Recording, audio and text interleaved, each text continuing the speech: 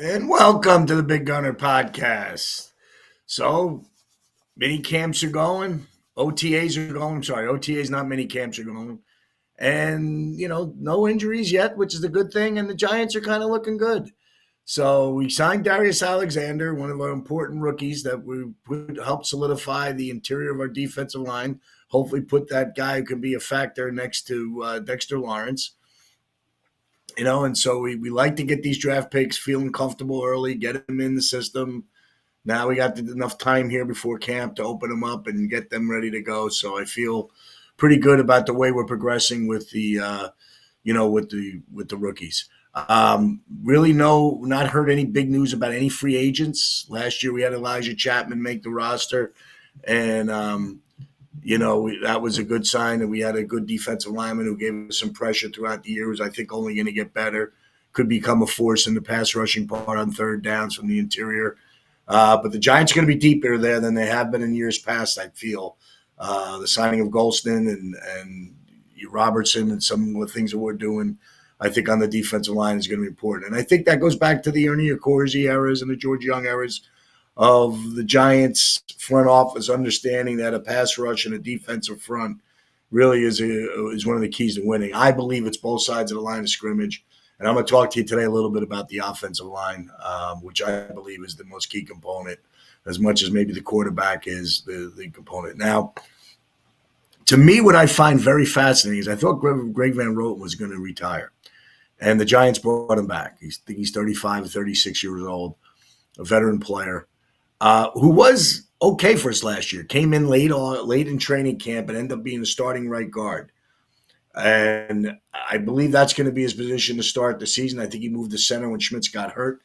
And did okay. I mean, nothing. We were losing streaks, so I guess nothing really stood out. But we didn't really hear that he was a disaster at center. And I feel like, there's still a possibility that he could, be a backup at that position. But the real intriguing part of what the Giants have done on the offensive line to really let you understand by action what we're doing was we didn't really unload any linemen. And we brought guys back for depth that we weren't sure would bring in. Older veteran players were all brought back. So to me, it was a sign that both Shane and Dable were saying, you know what? It was the quarterback play. So now, with the drafting of Dart and bringing in Wilson and Winston, they've addressed it.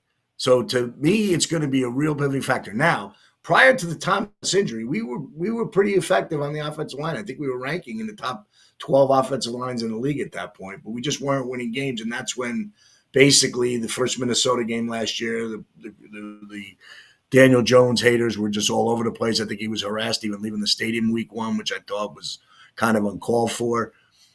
So there is a real problem with the quarterback position last year, but I don't know if the offensive line was really that bad. We had two very productive rookies. I think two most productive rookies I think in history with Tracy and Tracy and Neighbors. So I feel like the skill people are getting there, but it's all about the offensive line. So to me, it looks like we're going to go back to this, and I've said it, and I'm going to continue to say it. The key component of our offense and the number one player on this roster to me is Andrew Thomas. Have to maintain his health, has to play at a high level like he has to lead the group of guys, and I believe we'll get that. And if we can get him healthy for 17 games, I would almost say right now that if he plays the entire season, the Giants will win more than 5.5 games. I just believe it. I've said these stats before, 3-17 without him in the last 2 years, 6-8 with him. He's just an important factor. I think we're going to get better quarterback play. So I think overall, if we can protect the backside for the quarterbacks, I think we're going to be all right, and Thomas should do that. Getting John Runyon back, I think he missed the last 5 games of the season, will be important. We paid him $30 million, 3-year deal. Has to be productive. We need Runyon back at left tackle. And we're going to need the emergence, and the guy who's got to step up is John Michael Schmitz. I believe he can. I believe he has to. I think he's the glue behind all this. The center is that main important cog.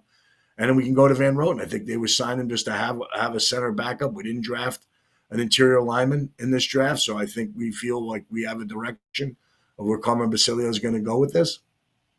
But I think that's kind of really an important component. And then we're going to go to right guard. So right guard looks like, I would say, Stinnie Van Roten are fighting for the position. And now it looks like we're going to bring Evan Neal inside, which I think is a really good suggestion. It worked extremely well for the Eagles with Mikal Becton. I kind of really like the idea that we could have a big, massive guard. I think Neal will be really good in the run game, having a focus on tackles. A lot easier position than getting your legs out wide and trying to go against a smaller edge guy who might be a lot quicker and a little more agile than Neal has been. Although he's graded out okay in the last few games when he did play right tackle. I just feel that this is his year. We didn't re-sign him, I don't believe, to next year like we did Thibodeau. So really it comes down to, does he win that right guard starting job and does he produce? And then Jermaine Eleanor is probably our most consistent lineman last year at right tackle. So if we could get a starting five and find that right guard, I think this team really has a chance to be really, really good offensively. I thought the Steelers' troubles last year with Russell Wilson toward the end of the season where they struggled to protect him. I thought they have two really good backs in Harris and the little guy that they have. I forget his name off the top of my head, but he's still on the roster, and I think he's a great player. But I just think they didn't really block efficiently like I think we are capable of doing. So I think that's going to be really the big issue for Russell Wilson is, are we going to be able to give him time to throw? And I think if he does have that time, I think we're seeing a new look Theo Johnson, which is a lot bigger, faster, stronger, a little more knowledgeable of the position. I think he hopefully has a breakout year in his second year. And if we get some really big numbers from the tight end, we thought we were going to get that with Darren Waller, it never materialized. I think that will help us. But I really think the whole key to this comes down to the offensive line and how we can protect and be able to run the football. I think that's going to be the key. I think we're going to be okay if we quarterback play with Russell Wilson. I think like he said, if he's got time, I think he'll be okay. And I think that's what happens. I think our defense is going to be better. So I think what we've done, build the rosters, I see this team maybe not. I think we're going to play some meaningful games in late November, early December. I think we're going to be in until then. So I think 7-8 wins is not a real big ask. I think that's the numbers I'm thinking we're going to come in. The schedule, which is brutal, which I've gone over and I'll continue to go over it. Those first 4 games are going to be telling. I say this a lot. I go back to that experience I had with Parcells when, in the first game year of Philadelphia, we win 28-27. The second game was a blowout win over Dallas, which was surprising. Crowd very much into it. Probably the most exciting home game of that year just because I had been growing up a Dallas hater. Respect totally for Roger Staubach, but I was totally not in love with the Cowboys as a young kid. And I remember rooting for the first real Super Bowl I remember watching was Super Bowl 6 with or 5, maybe it was 5, with Dallas and with Miami when I started rooting for the Dolphins for the first time in my life. I remember Bob Greasy and them getting the Cowboys blowing them out. So that kind of made me started my dislike for the Cowboys around that time of my life, which has been a long run. So I kind of think that, what happened that year was Parcells got off to a good start. So I think it's imperative for Brian Daboll and this group to get off to a really good start, win a game. And I think that first game, as crazy as it sounds, is a winnable game in Washington. I think we've played the Commanders very tough over the last decade. Have a success rate against them, even when we're bad, that we beat them. I look at it like maybe the second year Jane Daniels getting him in week 1 might be a helper after reading all the clippings and seeing how great he is. I know they've improved their team. I know that they made a lot of veteran acquisitions last year that helped them get as far as they did.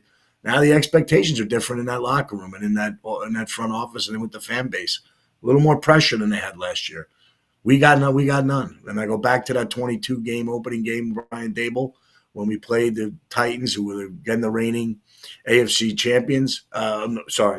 Reigning AFC first seed. They had won the regular season. They had the home field advantage throughout the playoffs and in that year. And we ended up beating them week 1 and showing a really good win as Barkley ran a 2-point conversion, that Brian Daboll made a decision on that drive that he was going to go for the win right away, and we held on. I think those are the moves you need to make. I think you got to rally the team.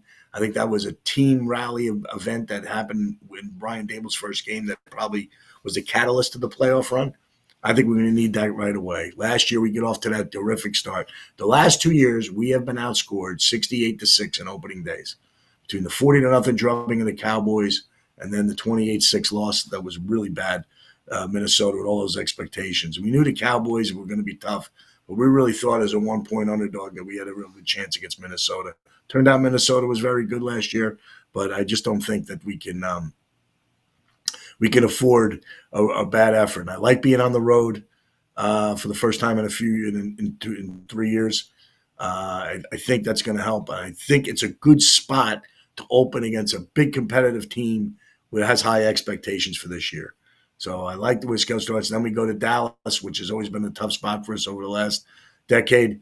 Got to come up with some big effort there. Dallas is going to be going in with a new coach, new schemes, trying to figure out where they're at. And they're coming off. They're going to have 10 days to go off after an opening day game in Philadelphia, which might get them down if Philly does a number on them. Philly raising the banner. Tough game to go in there and play against.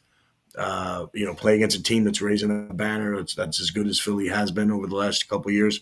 So Dallas has their hands full, so maybe we can catch them off too. And if we get off to that lucky 2-0 start, who knows where we could take it from there. Also, some interesting news that Odell Beckham was quoted as saying he never really wanted to leave the Giants.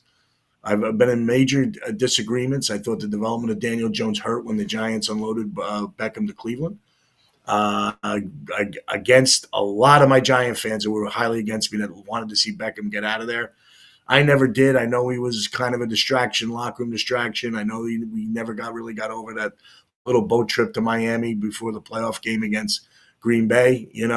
Maybe that could have waited, sign of immaturity, but I don't think you're going to get that kind of player now. Maybe there's a spot for Odell Beckham coming back to the Giants. I find that to be interesting. So, a lot happening, breaking down the line. We're going to break down position by position over the next couple of weeks.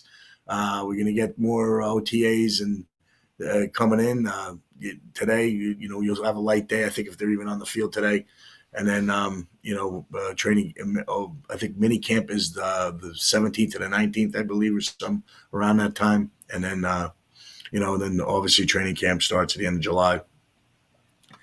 Just hope we stay healthy, but we're going to get back to that. Now, we got some NBA finals, which the quality of the game has been a little disappointing, but the hockey has been fantastic. So I'll start us off with the good stuff in the hockey. We have our Florida Panthers down here in South Florida for the third straight year making the Stanley Cup, going up again a rematch against the Edmonton Oilers. Last year's series was extremely fascinating. Panthers get up to a 3-0 start, then hold on to win a 2-1 game in Game 7 as the Oilers came back and beat us 3 straight, including an 8-1 drubbing in Game 4, which kind of set the stage that maybe they got the momentum they needed, but we got lucky enough to win a 2-1 game in Game 7. This is a very tough series. I think the winner of Game 1 will win the series. How about that call? So I'm picking Edmonton in Game 1, laying 130. I like the over 6 goals in the game. I think there's just going to be a little excitement in the feeling out process. I think the games will tighten up as the series goes on. I would take Edmonton over 2.5 goals if I see that prop. I just think they're going to force Bob into some different situations. Bob, who's been fantastic. And I think, without question, has been probably the Panthers' most effective player throughout this playoff run. He's going to be tested. McDavid and the boys will have that. The big injury, though, if it's Zach Hyman, is going to be a factor in this series, I believe. Hyman is a perennial goal scorer, a big part of their power play. They're going to have to find those goals back. But I just think that the drive expectations, I'm not taking anything away from the Panthers. I love them. They're a great team. I just think that there's a small edge for Edmonton this series. I'm going to pick Edmonton winning Game 1 in Edmonton in 7. I think it'll be a great game. Look forward to that tomorrow night. On the NBA side, let's check out the ratings. The big story for this, to me, is going to be how this rates up against the hockey. My TV probably will have them both on because they're on separate nights. I just feel like there's not going to be much big fan interest. It's going to be, is Tyrese Halliburton the superstar in waiting? Does he bring this team and lift them up, put them on his shoulders? I made a comment to Defo on Bury Your Bookie that I think it's going to come down to the success in the series of Pascal Siakam. I just feel like this is a different type mix than the series they have played. Evan Mobley is a kind of player that Chad Holmgren and Hartenstein can look a little bit like, but they're two of these guys. I don't think the Knicks had a player like this, especially on the defensive end. Hartenstein, the ex-Knick, obviously was missed in these, and I think in the last series for them against Indiana. I think the two of them, Holmgren and him, make a big difference. I think they can guard the perimeter. I think they'll rebound pretty well and defend the rim, which I don't think the Knicks really had other when Mitchell Robinson was in, a real adequate defender of the rim. Holmgren is a great athlete for a guy his size, maybe lacking in the strength area, but I think he's going to be a factor. I just think this is a terrible matchup. I think all the success that they had in the 2, 3, and 4 positions against the Knicks are going to be evened out in this series with Jalen Williams, Caruso, Joe, all the players, the 10 guys that they can run at you, I think are going to be really the problem I think Indiana is going to see in this series. I like the OKC in 5. I think they win game 1. They were laying the 9.5. I think OKC is the bet here. I think until you see Indiana show their competitive fire, I think you're on OKC in every game. We are going up as an OKC better and rooter. We are going up against an 0-7 against a spread on the road. So that's going to be the telling toll, and that's why I say 5 games. I would normally take the sweep in this situation, but because of the fact that they're 0-7 against a number, I'm thinking maybe they get a game in Indiana. Now, also, one thing that's been very fascinating is OKC has been favored in every game in the playoffs. So they have won games on the road, but haven't covered spread. So they're winning those tight games that they normally didn't face in the regular season. They're winning in this series on the road. I think they had a 6-point win, a 3-point win, a 6-point win in Memphis. They had the Denver series. I think they had a 5-point win on the road in Denver. They had a 2-point win after being blown out on the road in Minnesota. So they won games in each series. They won 4 road games. I think they're going to be capable of winning these games on the road. Indiana's a tough environment. I think the fan base will be ready. I just think we're going to see right away the amount of pressure that OKC can put on there. I don't like a first half bet in this game just because the feeling out process. I think the line would be 5.5 in the first half. I think that might be a too big number. And I think you're going to see the total in the first game lean toward an over just because I think Indiana will try to feel that pace and try to push it. And I think you'll see that Oklahoma City can play like that. And I think they'll challenge Indiana with pace too, also to prove that they can play that style of game before clamping down on the defensive end, which I think you'll see in this series. I just feel like Caruso, Williams, the top defenders on the perimeter for OKC will frustrate the perimeter of the Pacers. And I also think when they start giving up, drives to the basket, which they can, you're driving into a combination of Hartenstein and Holmgren, guys who can block shots and defend inside and are good help defenders. So I just think this is just a terrible matchup for Indiana.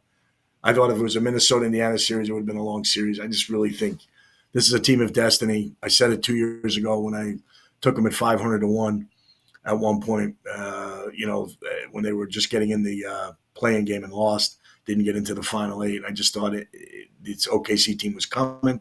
They win the top seed last year. They win the top seed this year.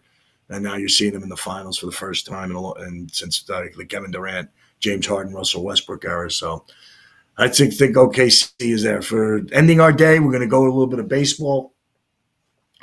So the Washington Nationals have a great road trip. We're very good out west. Coming back after all that high, and I just think they meet a team in the Cubs that'll be a little bit ready for them. I think they're laying 151 with the Cubs. It's a trend I always like to take. A team coming off a long West Coast road trip, coming back at work last night with the Giants, as I gave out the Padres and they won 1-0. Also, Oakland would be coming back from a long road trip up in Toronto. They get back to Sacramento and they get pummeled last night, giving up another 10 runs. Also, I don't know what the total is because they haven't announced a pitcher for Oakland, but this is 5-6 in a row now, I guess, with the over. So I would lean a little bit toward the Twins feeling comfortable in that park. That Sacramento minor league park is a good hitter's park. So I kind of like the over in that game. And I'm going to lean a little bit toward um, the Dodgers game. Now, the Dodgers are playing the Mets. It's McGill against Kershaw. The game went over at a 7-5 late. Kershaw got away with a 2-inning start in New York. The rain delay caused him to come out of the game. He looked okay. We get lucky as a 5-2 game going to the ninth inning, and the Mets pick up 3 to send it to extras, losing 13-7-5. I like the over in this game. I think the total is 9. I would bet the over first 5 innings. I think that we're going to try to test out Kershaw in this spot, although he was good in the first 2 innings he had. We're going to think that the Mets now, after getting a win last night, have a little confidence going in against the Dodgers. Again, a rematch of the NLCS last year. So I like the over in this particular game. And also we're going to start with looking at, Seattle Mariners. So the Mariners are getting the Orioles. The Orioles coming off a three-game sweep of the White Sox. Now they go out to play Seattle. For some reason, Kirby's on the mound. And he hasn't been great, but he's coming off that injury. And he's laying only 131 or 132, I think. That's surprising. It's a low line. I'm going to take my chances with Seattle and read it, go against that normal trend of reading the line to say that this line favors Baltimore. That's the side. So I'm going to give you the 3 plays tonight, 4 plays with the over in the A's game until we lose it. We're going to take the over in the Dodgers game. We're going to go with the Chicago Cubs, and we're going to go with the Seattle Mariners. So that's all for today. We're going to come back next week with more Giant action. Hopefully no injury report. I'm going to say that and keep saying it. Stay healthy, Big Blue, and we will be okay. So up until next week, stay positive, keep watching, and go Blue. It's a new upcoming season. I feel positive. I think we're going over 5.5 wins. I think we're going to make a run at a possible playoff spot. And I think the big factor to me, and I'm going to look for this prop, will Brian Daboll be the first coach fired this year? And I say no. So those are the big things that we're going to be talking about moving forward, is how we're going to keep Brian Daboll as a Giant for a long time. So till then, we will see you next time.